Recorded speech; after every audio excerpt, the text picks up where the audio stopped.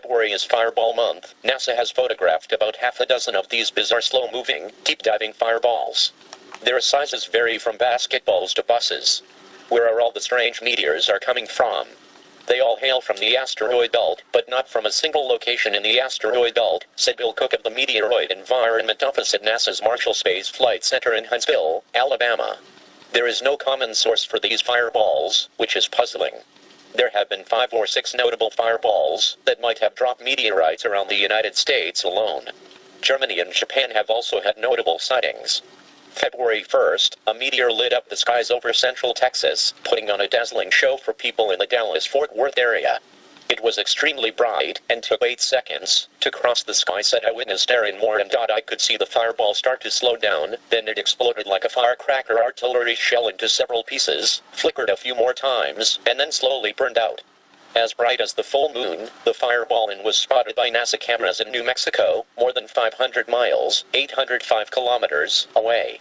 It was likely caused by an object 3 to 6 feet, 1 to 2 meters, wide, NASA researchers said.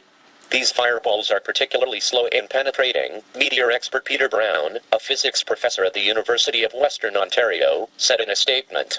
They hit the top of the atmosphere moving slower than 15 kilometers per second, 33,500 miles per hour, decelerate rapidly and make it to within 50 kilometers, 31 miles, of Earth's surface.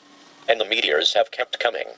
My question is, what is knocking our asteroid belt around out there? Hey folks, it's Thursday, October 17th, about 11 o'clock Mountain Time, 2013. Fire in the Sky news tonight here at the American Meteor Society. Started the day off with a bang, a major event over California. Many witnesses saw a spectacular fireball, which we are now referring to as rock stars instead of shooting stars, because people are seeing something that is just not typical, in my opinion. These reports are quite dramatic. And right now, we're getting some reports starting to come in from the East Coast, from Maryland, Potomac, Towson, and Severn. And one person describes it as definitely one of the coolest things he's ever seen. Another person described it as fragmenting. It broke into many pieces. Gave it a -9 and -13 respectively. The one out of the Potomac, they didn't give much of a description, so it's orange, red, and brown. And again, multiple chunks. Multiple chunks moving in tandem with the main object. And this one here, they did hear a sound, popping, whistling sound, and that was out of the Potomac. So I'm sure there'll be more reports associated with that. And that, like I said, that just came in within the last hour. So I have to wait and see how many more come in on that. But the night's still young, and we'll see what tonight brings. But looking at the NEO program, we do have a close encounter coming up on the 19th, which would be Saturday. Asteroid about 50-60 feet wide, coming just outside the Earth-Moon system at 1.6 LD. And I think there's some other ones slated too that are around 3.0, but that's pretty close. That's a close shave right there. It's the closest one I've seen in a few days. But right now, getting some reports off the East Coast. Maryland seems like the hot spot at the moment.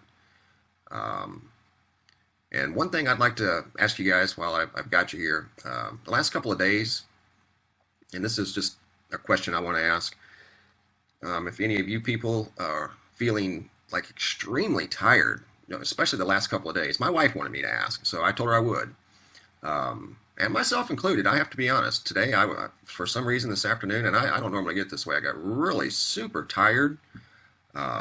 Joints are aching and stuff like that, and that's not like me at all. My wife, same symptoms. My 14-year-old daughter, and the only reason we're bringing it up is because she's feeling the same way. And not only her, keep in mind she's a teenager that's highly active in dance and all kinds of stuff. A lot of her friends in high school are having the same complaints. These are high school kids, teenagers. I mean, they're young, running wild, but there's many of her students at school that are saying they're just very super tired, have been the last 2 days. They just feel run down. Not necessarily sick, but just super tired. So I told my wife I would ask if any of you guys have been feeling those symptoms or know anybody that has. I don't know, maybe it's just a change in the weather. I don't know. It doesn't really change that much out here where I live, but I just wanted to ask, anybody feeling tired the last couple of days? I know that's definitely not related to fire in the sky and fireballs, but it's important because something has changed, it seems like, in the last couple of days. And that's definitely not like me, but if you have or know anybody that has, please comment. I'd appreciate it.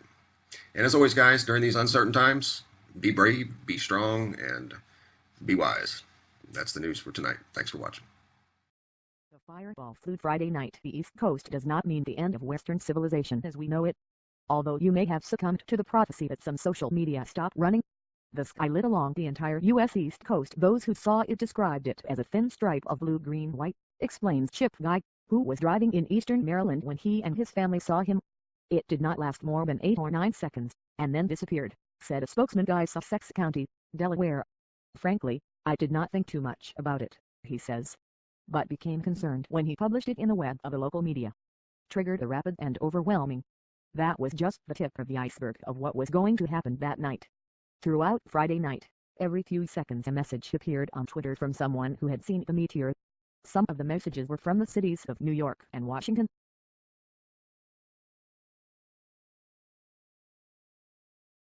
Dabu 7, we've had a huge fireball over Oregon today. The news here is reporting that multiple people got shots of this and sent in pictures, and they wasn't sure exactly what this object was. This first shot, I mean, I'm not sure if we're looking at chemtrails here or what, and there's a streak here, but there's an object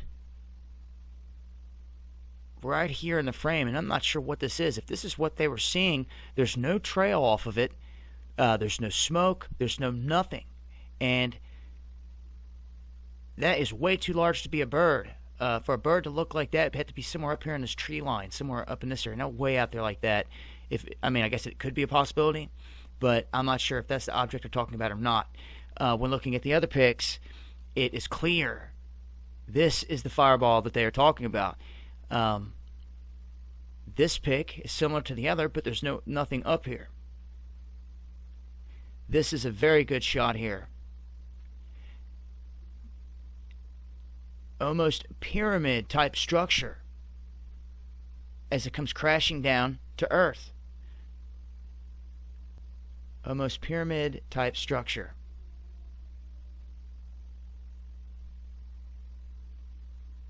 See it once again there. And again here. So very interesting indeed. Fireball over Oregon in the shape of a pyramid. I'll leave links as always. This has been Dabu. This is Dabu 7 reporting on a wild electric fireball taking place inside of Canada.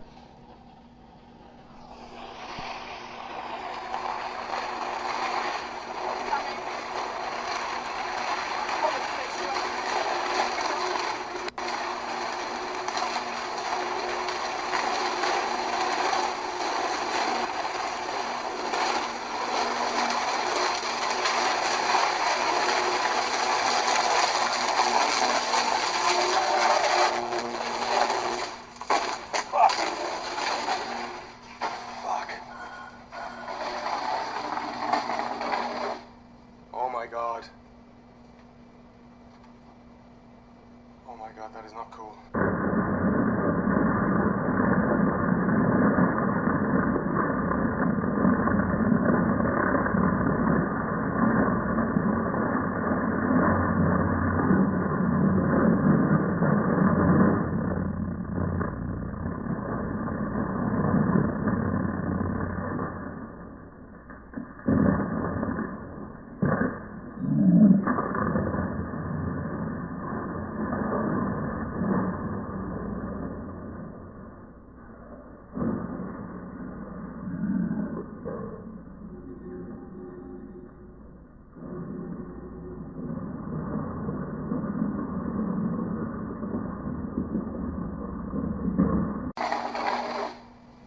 God.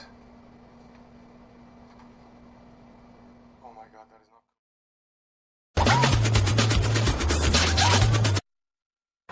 That is fucking one. Oh my God.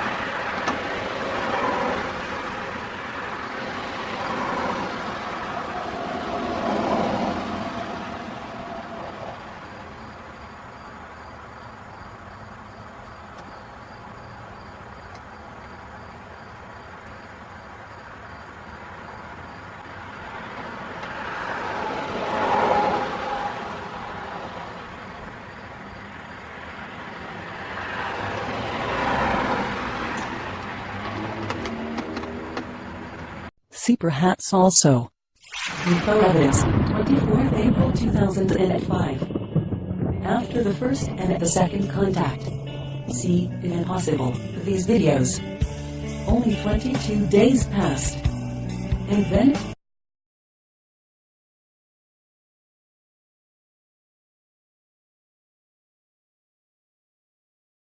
Debris.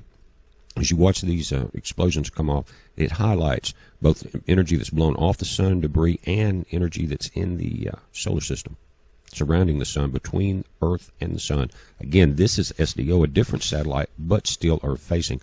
And we got some problems here with these three sunspots. One has already went beta, gamma, alpha to the far right there. The ones in the center is growing. We're getting the larger actual flares from the center one here. But I'm going to show you the charts on them. Also, notice in the top, this is that coronal hole that we had with the heat, and we've had a Hyder flare right there. That filament that we were watching yesterday, you can't see it rise because we're looking straight at it.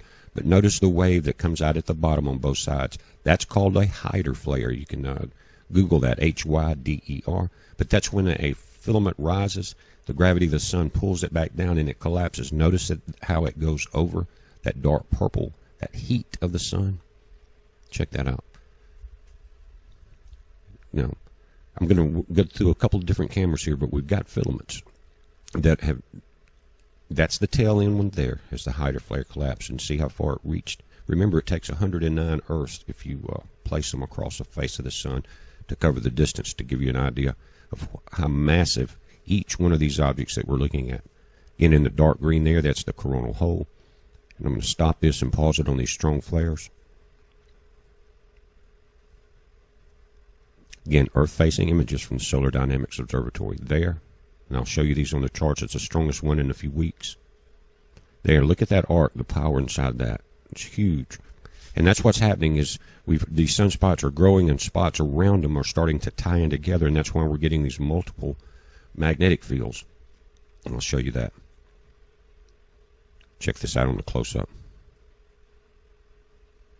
But the SDO is by far our best camera, guys.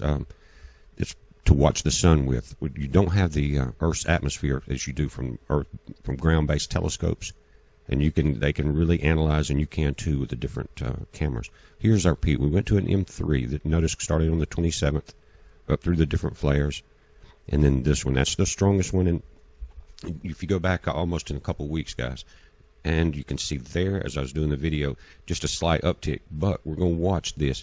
All three of those sunspots are strong, and they're Earth-facing. You can see the three there, 13 and 34 here on the right. Beta, gamma, delta. See that with the red arrow? That's what you need for X flares. Now 36 is going to be right behind it. It is beta, gamma, and probably by tomorrow you're going to see that one capable of X flares. You can see the different colorations in both areas there, guys. That's telling you that you're getting a mixture of magnetic fields. Looking at the proton chart from the ACE satellites, and let's look at the flare tracker. This is the one this morning out to the left. Check that out. I'm going to let it play back through. Very strong. Notice also ISON in the pink square, according to this model. Now, it's not exactly accurate, but you can see that it's well past Earth. And the size of that flare is enormous. We've had one left and right. The Earth is in the green dot just behind ISON. Excuse me, in the yellow dot just behind ISON. And the light pink square is the MAVEN satellite.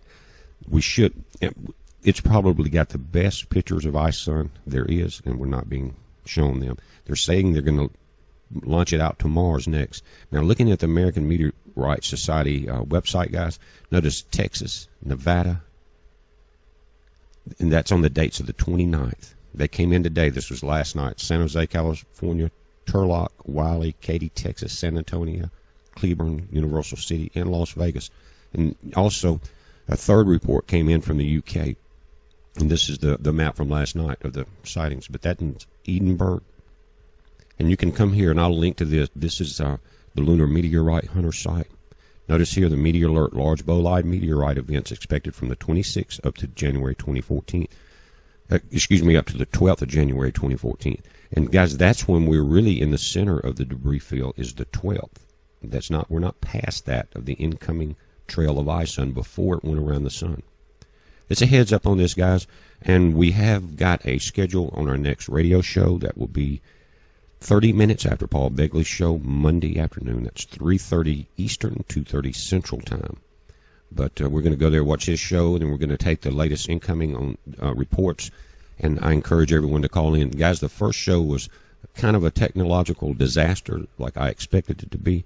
But sometimes you just got to jump in instead of being afraid to do it and learn it. And if you guys are want to do that or make videos, just do it. Throw it out there, and you'll learn, and I'm learning. But, guys, we had about 700 and something people all together, and that's pretty good.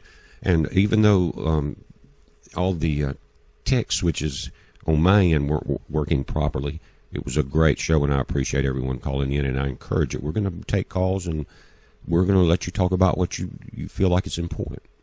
Heads up, be safe. That exploded over Russia gave 2.2% of the population burns to their skin. New research says an explosion such as this, we actually could expect once at least every 25 years. Brighter than the sun, studying new details on the meteor that exploded over Russia. Thanks largely to eyewitness and video footage, researchers have documented Chelyabinsk with incredible detail. It was a blast felt around the world when the Chelyabinsk meteor exploded over Russia in February. Its shockwave was powerful enough to emit subsonic waves to far-flung regions across the planet. It says that the resulting shockwave sent 1,200 people to hospitals in the Chelyabinsk Oblast area that day. By watching various amateur video clips of the rock as it soared towards the Earth, the team was able to determine key elements shown in the illustration below.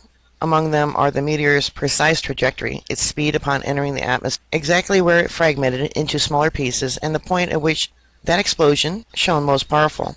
That moment, a searing bright flash 30 times stronger than the sun, actually caused severe sunburns among bystanders. Shockwaves from the fireball, the team concluded, caused damage to an area up to 50 miles from the meteor's trajectory on either side. Fortunately, the largest fragment from the explosion, a 1,250-pound meteorite, hit a frozen lake. The team was able to recover that piece, and their subsequent analysis revealed that the rock, a relatively ordinary chondrite space rock, was more than 4,400 million years old. A new study published this week in Nature warns that the likelihood of events like Chelyabinsk is 10 times higher than experts had thought, making the phenomenon one we can expect every 25 years or so. Here's the illustration of its impact and where it was felt.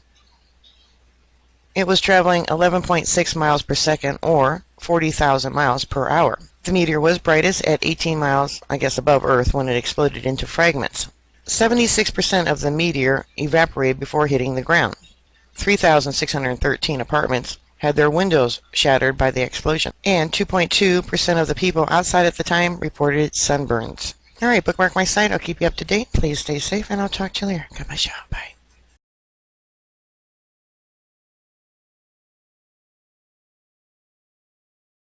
And what you're looking at is one of the craziest fireballs I've ever witnessed. Hundreds of people seen this streak across the skies of Germany. And when they back out, you will see exactly where they're filming from. But one of the most interesting characteristics of this object is the fact that it changes direction. You could also see that it looks as if it's like dripping flames. See how it just cut that corner? And then burst.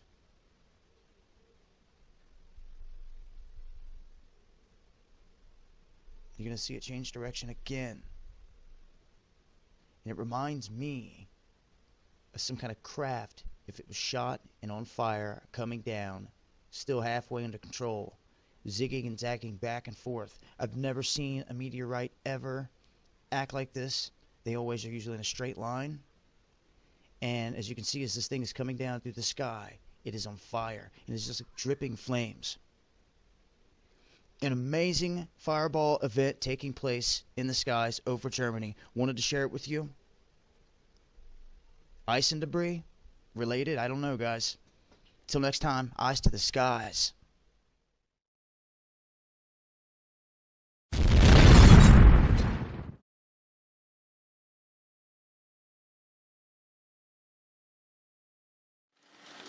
February is Fireball Month. NASA has photographed about half a dozen of these bizarre slow-moving, deep-diving fireballs. Their sizes vary from basketballs to buses. Where are all the strange meteors are coming from? They all hail from the asteroid belt, but not from a single location in the asteroid belt, said Bill Cook of the Meteoroid Environment Office at NASA's Marshall Space Flight Center in Huntsville, Alabama. There is no common source for these fireballs, which is puzzling. There have been 5 or 6 notable fireballs that might have dropped meteorites around the United States alone. Germany and Japan have also had notable sightings. February 1st, a meteor lit up the skies over central Texas, putting on a dazzling show for people in the Dallas-Fort Worth area. It was extremely bright and took 8 seconds to cross the sky, said eyewitness Darren Moore. I could see the fireball start to slow down, then it exploded like a firecracker artillery shell into several pieces, flickered a few more times, and then slowly burned out. As bright as the full moon, the fireball was spotted by NASA cameras in New Mexico, more than 500 miles, 805 kilometers, away. It was likely caused by an object 3 to 6 feet, 1 to 2 meters, wide, NASA researchers said. These fireballs are particularly slow in penetrating, meteor expert Peter Brown, a physics professor at the University of Western Ontario, said in a statement. They hit the top of the atmosphere moving slower than 15 kilometers per second, 33,500 miles per hour, decelerate rapidly and make it to within 50 kilometers, 31 miles, of Earth's surface. And the meteors have kept coming. My question is, what is knocking our asteroid belt around out there? Hey folks, it's Thursday, October 17th, about 11 o'clock Mountain Time, 2013. Fire in the Sky news tonight here at the American Meteor Society. Started the day off with a bang, a major event over California. Many witnesses saw a spectacular fireball, which we are now referring to as rock stars instead of shooting stars, because people are seeing something that is just not typical, in my opinion. These reports are quite dramatic. And right now, we're getting some reports starting to come in from the East Coast, from Maryland, Potomac, Towson, and Severn. And one person describes it as definitely one of the coolest things he's ever seen. Another person described it as fragmenting. It broke into many pieces. Gave it a -9 and -13 respectively. The one out of the Potomac, they didn't give much of a description, so it's orange, red, and brown. And again, multiple chunks. Multiple chunks moving in tandem with the main object. And this one here, they did hear a sound, popping, whistling sound, and that was out of the Potomac. So I'm sure there'll be more reports associated with that. And that, like I said, that just came in within the last hour. So I have to wait and see how many more come in on that. But the night's still young, and we'll see what tonight brings. But looking at the NEO program, we do have a close encounter coming up on the 19th, which would be Saturday.